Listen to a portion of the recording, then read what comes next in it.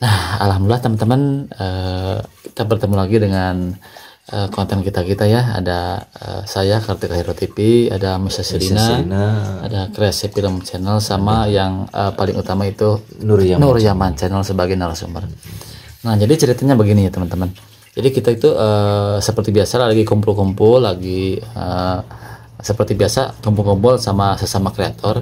Nah, ternyata di obrolan kita ini Bang Nur Yaman sangat mengetahui sekali tentang asal usul dari jenglot ya, yang masyarakat pada umumnya menganggap bahwa jenglot itu adalah sesuatu hal orang sakti atau jimat ya, yang bisa dipergunakan. Nah, biar ini bisa menjadi pengetahuan kita dan semua orang, itu emang seperti awal mulanya jenglot itu seperti apa sih? Penjelasan seperti apa itu, Bang? Boleh dijelaskan? Ya betul juga sih, yang namanya jenglot itu kan hal yang mistis ya. Iya. Hal yang mistis, dan memang di dunia saat ini memang ada yang asli, ada yang palsu. Dan kebanyakan yang beredar itu yang palsu. Yang ada baterainya bisa nyala gitu. Maksudnya yang palsu seperti apa itu, Bang? Yang palsu itu kayak boneka gitu. Boneka. Karena yang diperjualbelikan. Bisa saja seperti itu. Karena kan nggak harus pakai kotak, kan bisa pakai kotak gitu ya. Pakai kotak kayak boneka bisa gitu. Sebenarnya itu kalau jenglot yang asli itu bisa bergerak, memang bisa bergerak asli. Dan memang awalnya itu dari orang yang berilmu, jadi orang yang mencari ilmu gitu ya. Orang sakti berarti ya. Orang sakti ya, tadi itu bisa dari Batara Karang, ya, Batara Karang, terus juga Rawa Rontek, itu kan ilmu zaman dulu gitu kan ya. Dan memang sepengetahuan saya gitu ya, kalau jenglot itu ramainya itu di era kerajaan Majapahit. Ramainya itu munculnya gitu di era zaman itu, dan pernah tren juga di masa itu gitu. Tapi yang saya dengar itu ramainya di daerah Banten katanya, Bang, itu Ya, banyak sekali tempat juga ada, Bang. Banyak sekali jenglot yang berkeliaran katanya di pekarangan rumah. Ya bisa saja seperti itu, karena kan awalnya itu timbulnya jenglot itu dari tadi orang yang berilmu.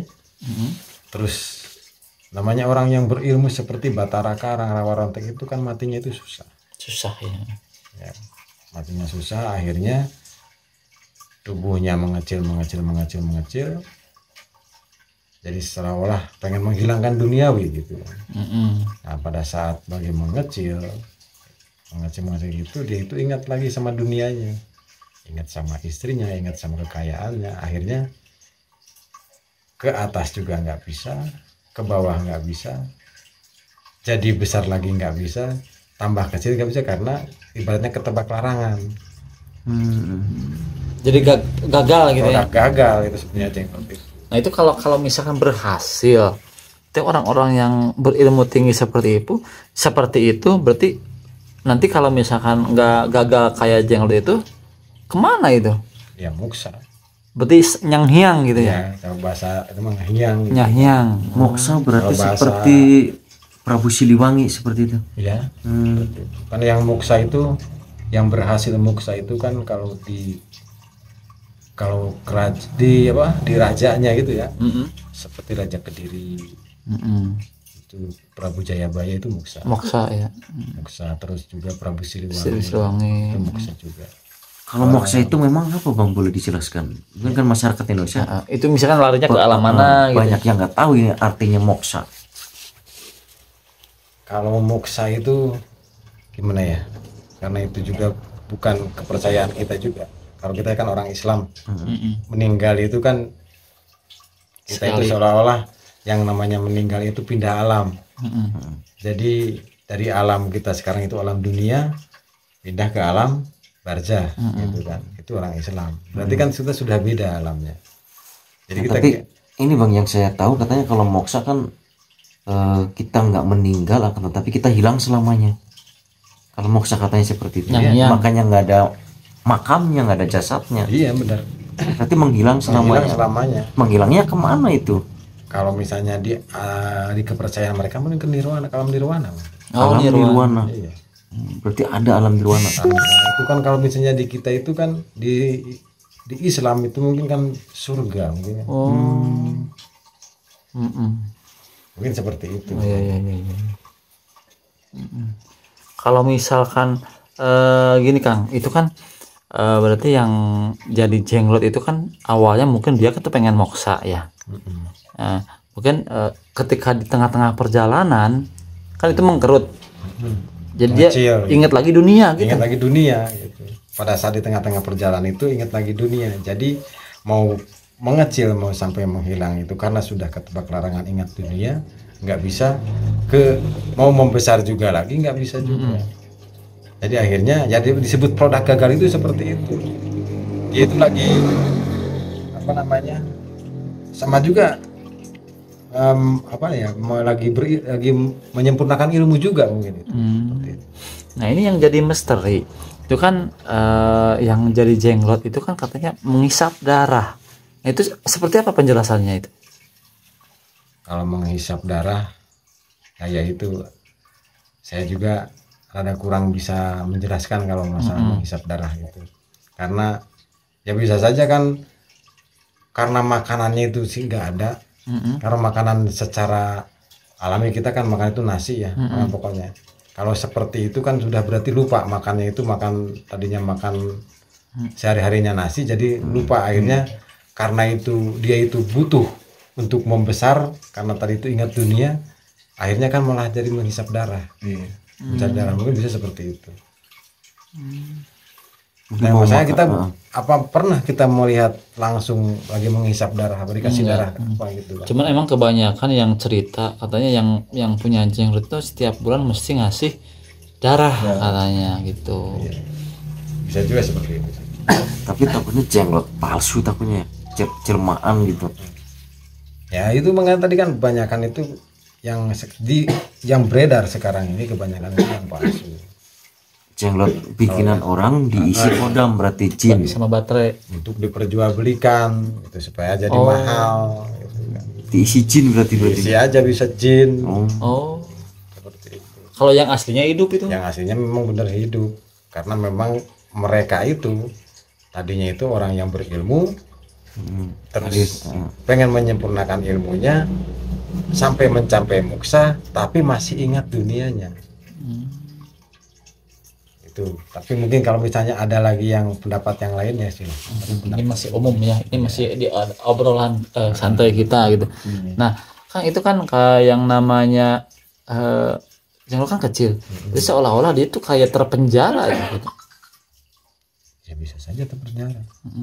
Karena kan seolah-olah dia itu kan sebenarnya pengen terpenjara, intinya pengen terpenjara. Di nirwana. Iya. Tapi kan di dunia misalnya di itu menghilangkan dunia kan, menghilangkan kebiasaan hidupnya, menghilangkan kekuasaannya, menghilangkan apanya, sampai titik misalnya di itu sampai hilang semua, akhirnya kan berhasil. Tapi pada saat dia itu lagi proses menghilangkannya itu ingat dunianya, akhirnya terpenjaranya itu gagal. Misalkan ingat ikan asin gitu. Iya dong. Ingat makan sama istrinya. Nah itu kan yang kan tadi ada sempat di obrolan dia udah nyampe nirwana, kalau bahasanya udah nyang-hyang.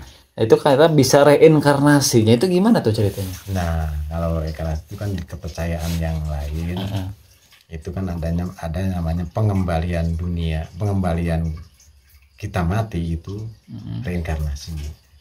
Itu di kepercayaan lain, bukan di Islam.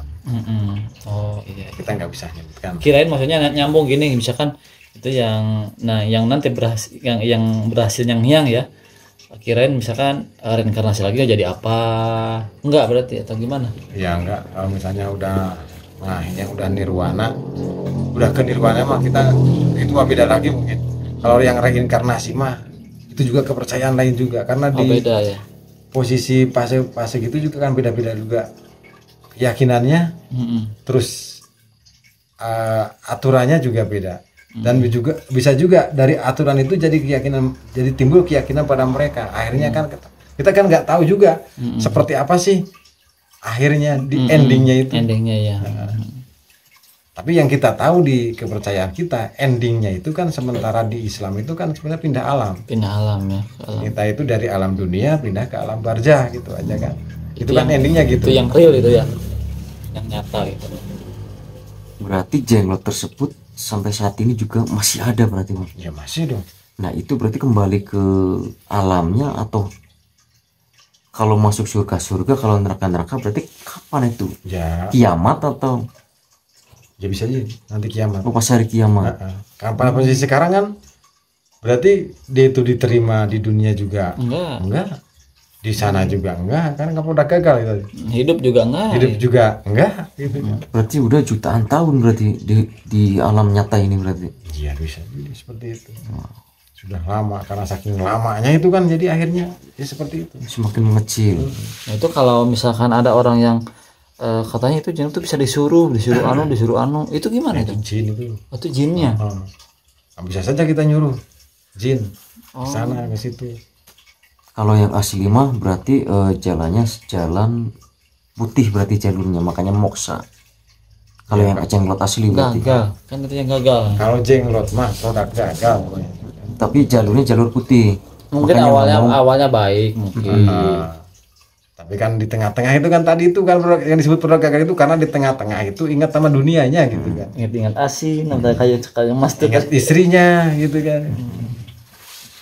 Yang disebut produk gagal itu gitu. Jadi pada saat dia itu mau mencapai nirwana, akhirnya di tengah-tengah ingat sesuatu yang menjadi bahan dia itu terlarang gitu, maksudnya gitu. Nah, saya jadi kepikiran di konten kita sebelumnya Kang gini. Kita kan pernah ingat ya, kita ngonten Kang Kemod lagi bertapa tuh. Di hari ke-10 kita datang.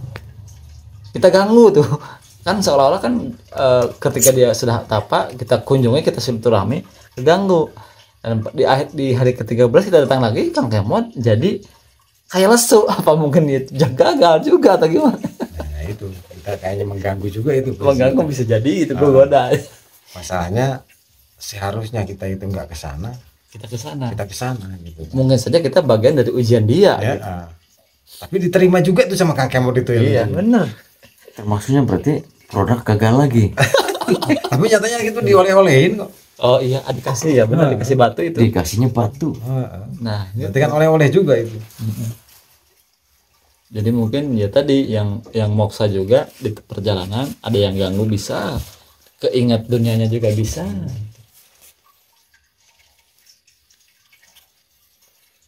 Ya, pada intinya mungkin kalau jenglot yang asli itu tidak meminta tumbal atau pemakan darah mungkin ya.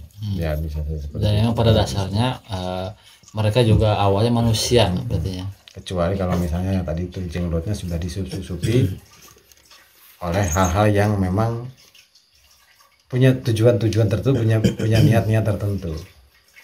Jadi udah kalau yang aslinya itu memang A, jadi dikasih sama manusianya sendiri tujuan mencari duniawi atau apa. Nah itu kan yang kalau yang sekarang seliweran banyak yang punya jenglot itu asli apa palsu kan itu? Atau apakah jenglot bisa dimiliki seseorang, atau misalkan jenglot sekarang tinggalnya di hutan atau di mana gitu? Kayaknya itu palsu kalau menurut saya. Jadi itu barang yang diisi mungkin. Barang yang diisi. Nah, memang ada juga rumor kan jenglot itu bisa disuruh-suruh gitu. Iya benar. Disuruh kemana, ke situ. Dan kalau aneh ya, memang zaman sih sekarang itu di dunia itu kan banyak ragamnya, banyak warnanya gitu ya. Orang itu mau dibikin seperti apa tergantung manusianya gitu, tergantung niatnya. Jangankan jenglot yang berupa seperti jin berarti ya sosoknya. Bahkan batu di jalanan aja itu bisa diisi jin ya bang. Iya. Bisa diisi kodam. Jadi sebenarnya nggak perlu dijadikan heboh lah. kayak gitu sama aja dengan kita menemukan keris gitu kan. Masa kita harus heboh gitu. Sama aja gitu ya. Pada intinya biasa aja gitu kan, karena memang itulah dunia. Jadi dengan penuh kerusakan, dengan penuh kepanaan gitu. Ya mungkin itu bagian dari ujian keimanan kita ya. Iya. Nah, jadi seperti itu cerita dari awal mulanya Jenglot. Berarti maksud dan tujuan orang tersebut ingin moksa, ingin ke alam nirwana. Akan tetapi dengan ingatnya Jenglot tersebut ke alam nyata ini, jadi produk gagal. Dan sampai sekarang pun berarti masih ada di dunia nyata ini berarti Bang. Masih. Nanti kembali ke alam neraka atau surganya mungkin pas hari kiamat mungkin ya. Mungkin. Dan pada intinya jadi yang namanya di dunia itu bukan secara kebetulan, tapi memang sudah jadi skenario Allah. Mungkin orang mau tadinya itu orang sakti, terus jadi Jenglot itu juga mungkin sudah jadi skenario takdirnya harus seperti itu.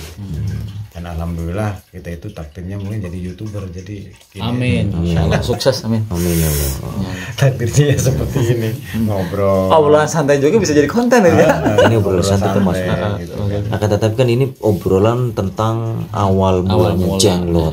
Jadi masyarakat seluruh Indonesia khususnya pasti sekarang sudah mengetahui, jadi ternyata awal mulanya Jenglot itu seperti itu. Awalnya ingin moksa seperti baik awalnya Prabu Siliwangi. Tapi ya kalau misalnya ada pendapat yang lain silahkan aja. Bisa ditulis di komentar. kolom misalnya ada komentar. pendapat lain, pendapat saya yang kurang pas, ya bisa nanti lebih paskan di komentar. Monggo ya, Bang. Tapi ini kan cuman pendapat gitu. Mungkin ada penonton yang memang siapa sih sosok Nur Yaman Channel ini, silakan saja boleh silaturahmi ke rumahnya. Mau ngapain? Ya menanyakan ke channelnya aja, channelnya nggak apa-apa. Ke channelnya nggak apa-apa. Kalau penasaran mungkin ke rumahnya nggak apa-apa, silaturahmi. Kan silaturahmi baik. Iya benar. Tidak untuk berbuat kejahatan. Jadi seperti itu. Bapak rokok aja. Rokok aja. Ya mungkin sekian ya. Cukup sekian untuk sekian. kita mengenal yaitu awal mulanya Jenglot. Jadi pada obrolan santai kali ini juga ini mengandung sangat begitu mengandung makna. Benar sekali. Mengandung makna untuk kita. Jadi yang awalnya kita tidak tahu Jenglot itu awal mulanya seperti apa. Ternyata Dengan adanya kita ngobrol santai seperti ini, jadi kita sekarang udah tahu, menambah wawasan kita. Dan tentunya ini pun juga video yang kami tayangkan ini bisa bersifat jutaan tahun nantinya ya, kalau tidak dihapus oleh YouTube. Jadi keturunan kita, anak cucu kita, cicit cucu nanti pastinya akan tahu jadi awal mulanya Jenglot seperti ini jalan ceritanya. Ya mungkin cukup sekian pada konten kali ini. Terima kasih banyak untuk Bang Nur Yaman. Semoga Bang Nur Yaman channelnya semakin sukses. Amin. Dan channel kita pun juga semakin maju melesat. Amin. Assalamualaikum Bang. Waalaikumsalam warahmatullahi wabarakatuh.